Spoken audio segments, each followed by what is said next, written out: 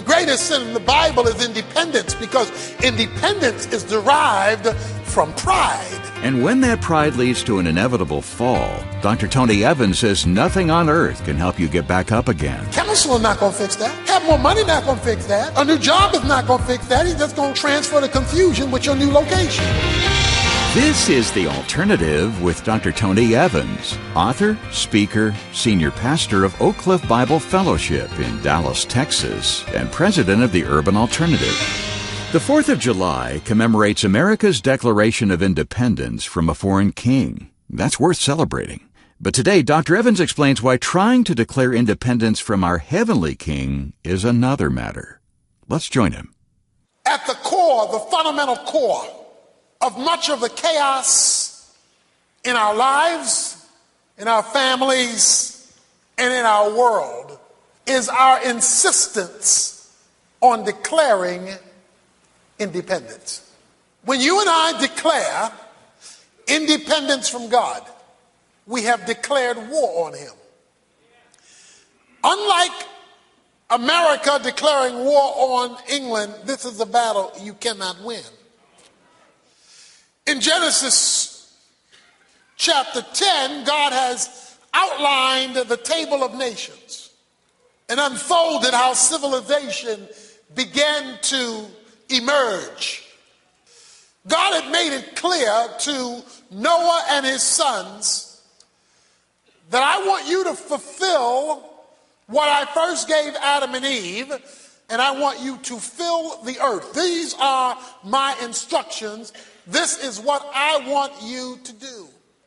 These three sons went in their three different directions. One settled in Europe, the other settled in Africa, the other settled in the Middle East. The three sons represents the three directions that the nations went into. They did not want what God wanted. They wanted what they wanted, and they came up with a strategy to produce what they desired. Notice what they wanted to do. They want to do three things. The first thing they said is, let's build a city. And this capital will be the center of the world.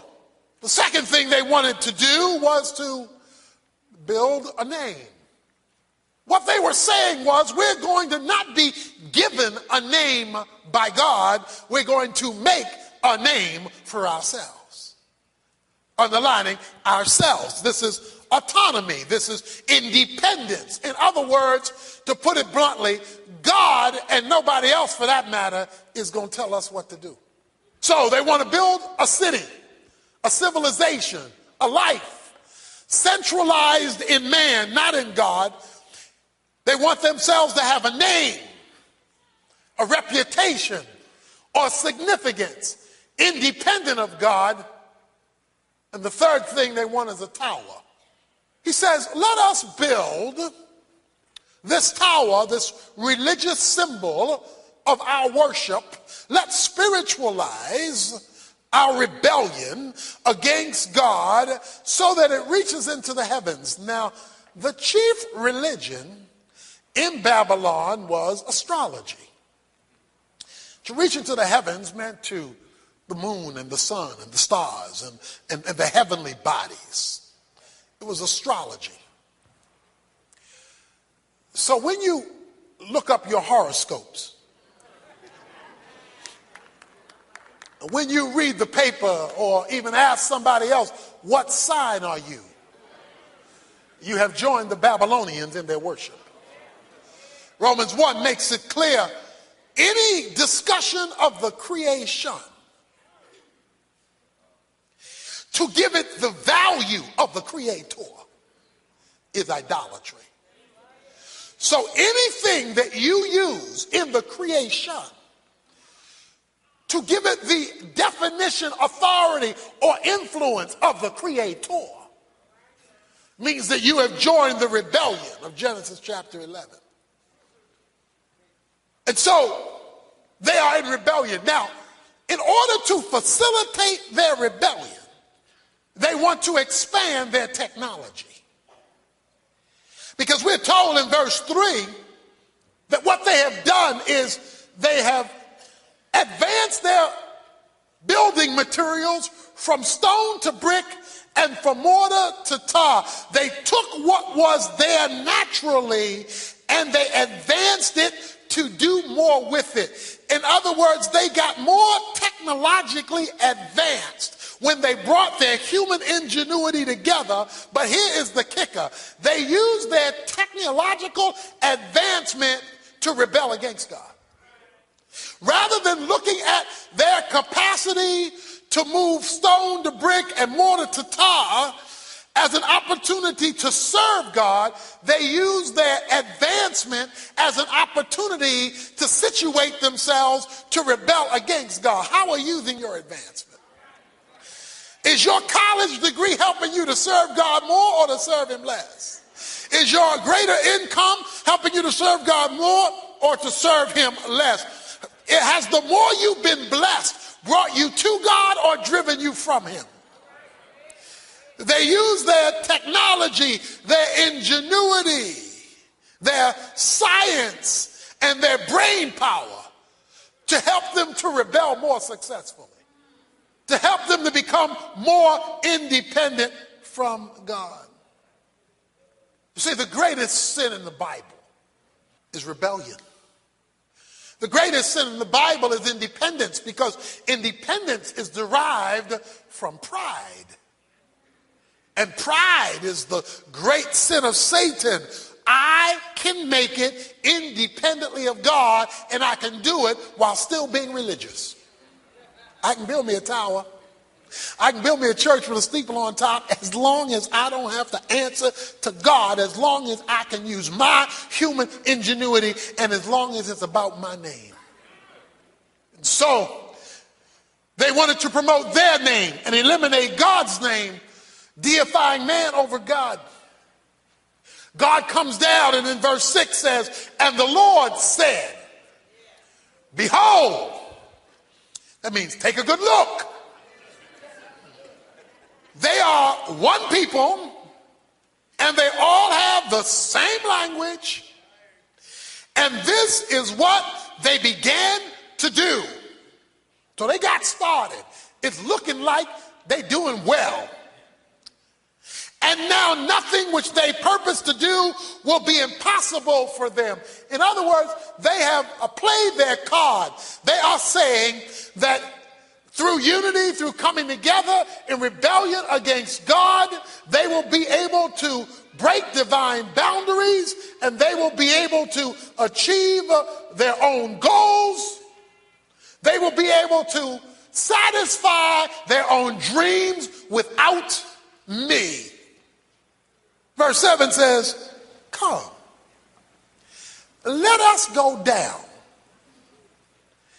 and there confuse their language, and let's mess up what they started. Let's bring about, here it is, confusion. Let's bring about confusion. Is your life in confusion? Chaos? Controversy? It may not be the devil at all. It may be God saying, let's go down. Where did confusion come from? It came from God. It came from God. When you and I travel east, away from God's blessing, what you get is confusion. We're seeing confusion in our personal lives. It's chaos. We're out of control because we want independence. Husbands and wives are at each other's throats all day, every day. Everybody hate going home because nobody wants to be in the role that God designs, so they want to give themselves their own names, and as a result, God sends confusion. Confusion in our careers, confusion in our finances, confusion. We are confusion because we want to be independent while we still build a tower and show up at church. We still want religion, but we want religion autonomously, not dependently. God calls the last shot, not man.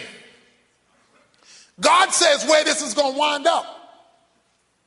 And we got the whole world agreeing. Now, if God can confuse the whole world, he can confuse you. He can send you into confusion. He set Nebuchadnezzar into confusion. He went into emotional chaos. He had an emotional meltdown because he insisted on being independent or having it his way. When it comes to God, you can't have it your way. When it comes to God, you must yield. And that yield means submitting to his will, his word, his way, even though you don't want it, prefer it, like it, or choose it.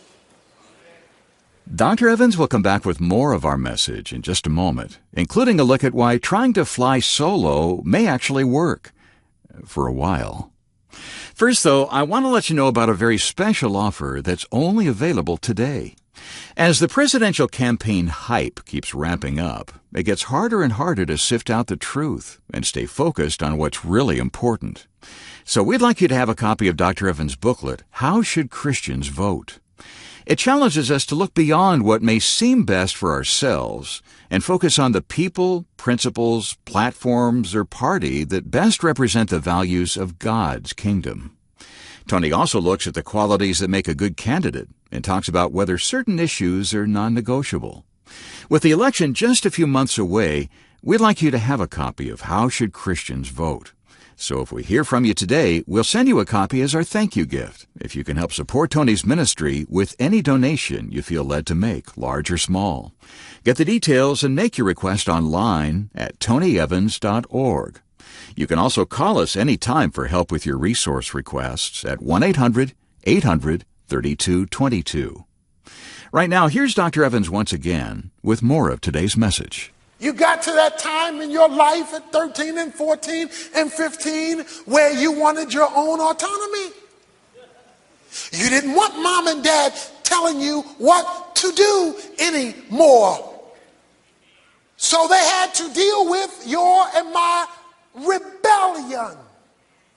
We're constantly having parents come up who are having trouble with their teenagers.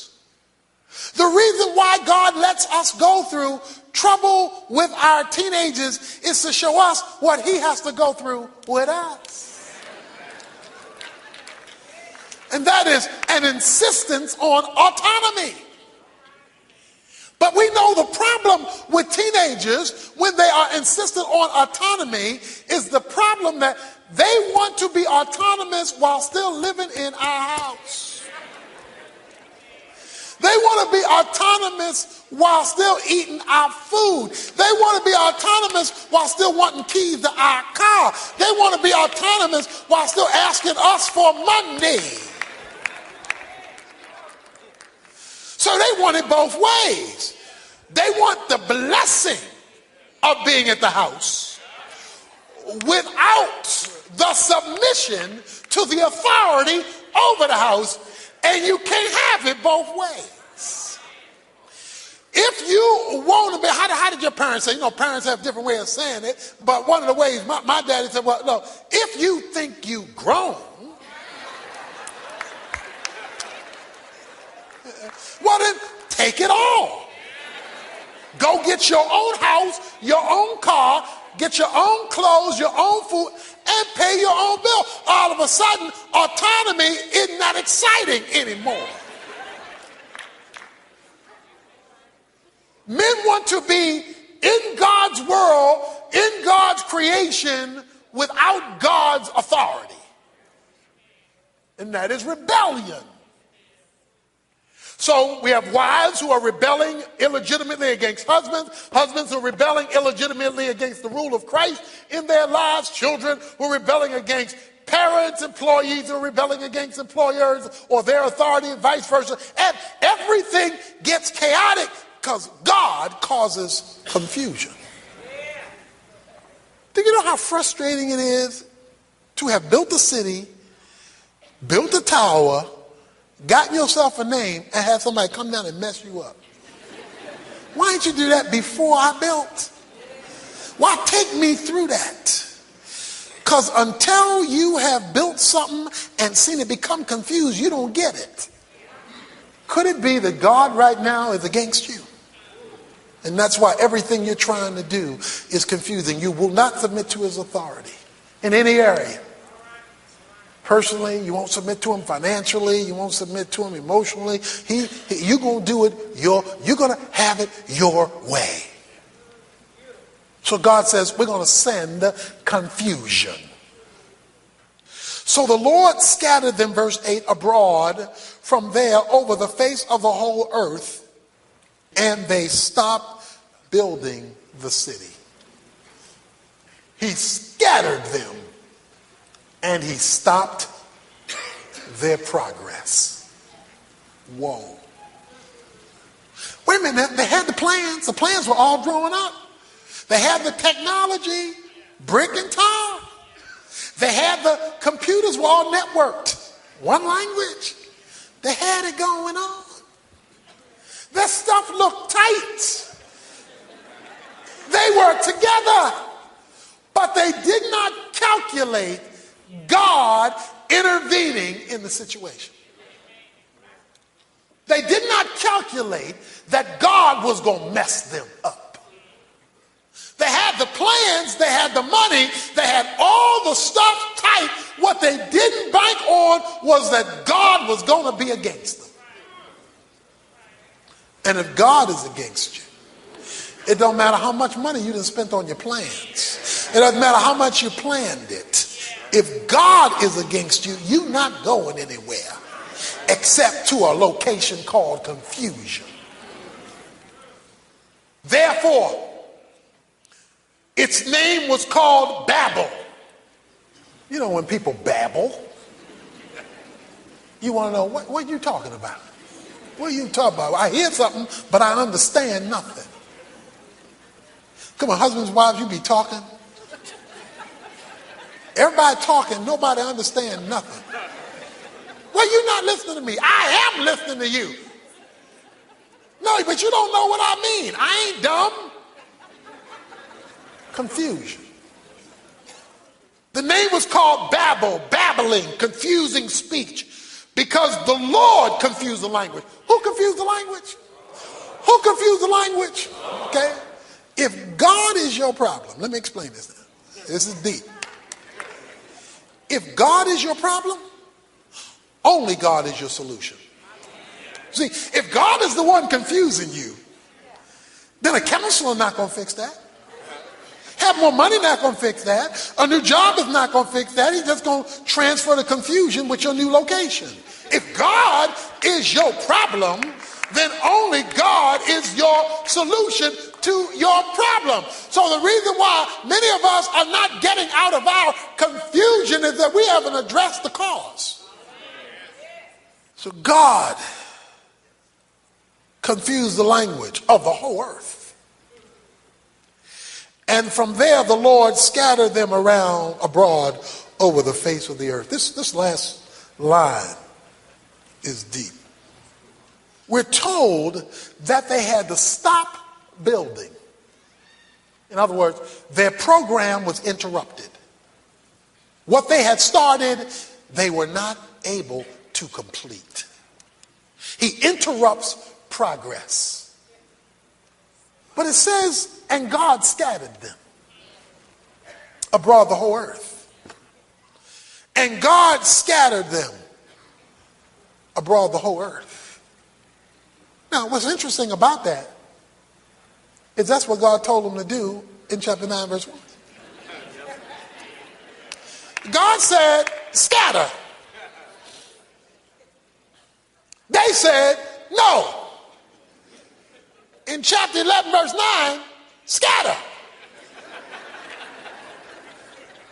Let me tell you something about God. God's going to have it his way. You need to understand, we're talking God. God's going to have it his way, with you or without you, with your cooperation or your non-cooperation. God's going to have it his way. Yeah?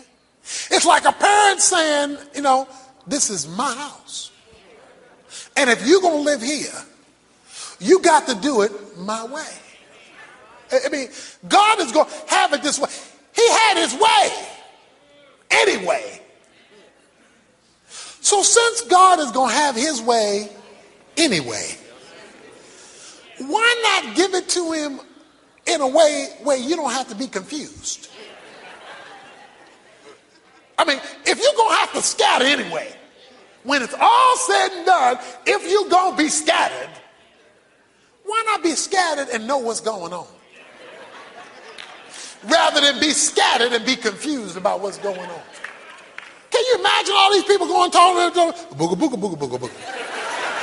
Oh no, y'all don't understand you, you don't understand me. So they got to now find folk, they got to go through all this trouble. And the worst part about it is they got to watch a half-built tower and a half-built city. That was time lost, money lost.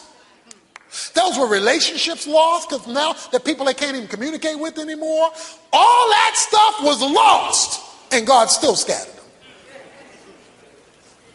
1912, the man aboard the maiden voyage said even God can't sink this ship.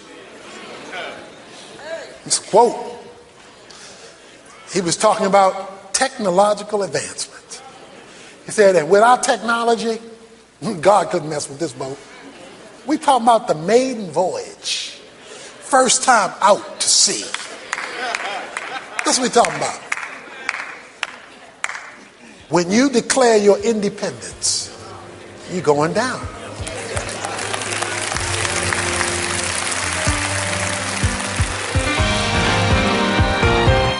Dr. Evans will come back in a moment with a final story about the dangers of trying to fly solo through life. So stay with us. In the meantime, there's more to today's message than we had time to bring you on the air, so be sure to get in touch with us and ask for details on getting the full-length version of this lesson called The Sin of Independence. That information is waiting for you online at tonyevans.org. And while you're there, don't miss your last chance to get a copy of Tony's booklet, How Should Christians Vote? Remember, it's yours with our thanks for any contribution you can make to help keep this program coming your way. Again, that's tonyevans.org, or call our resource request line at 1-800-800-3222, where staff members are standing by day and night to help you. That's 1-800-800-3222. Most believers know that the Christian life is a battle. Tomorrow, Dr. Evans explains why we so easily forget who the real enemy is, as he begins a powerful series on the subject of spiritual warfare. Right now, though, he's back to wrap up our program with this final story. There was a plane that took off, a little twin-engine Cessna, took off by itself a few years ago. True story. It took off by itself. So there's this plane that's flying, took off by itself, and was flying high for a while. But then it ran out of gas and came crashing down. You can go somewhere without God for a while. You can become a success without God for a while. You can climb the ladder, corporate ladder, without God for a while. You can make a lot of money without God for a while. You can do a bunch of things without God for a while. But there is coming a time when you're going to run out of gas. And all that means is the higher you got without him, the greater the crash when you hit bottom. So today, if God is your co-pilot, do me a favor. Change seats. The Alternative with Dr. Tony Evans is brought to you by the Urban Alternative. and is made possible by the generous contributions of listeners like you.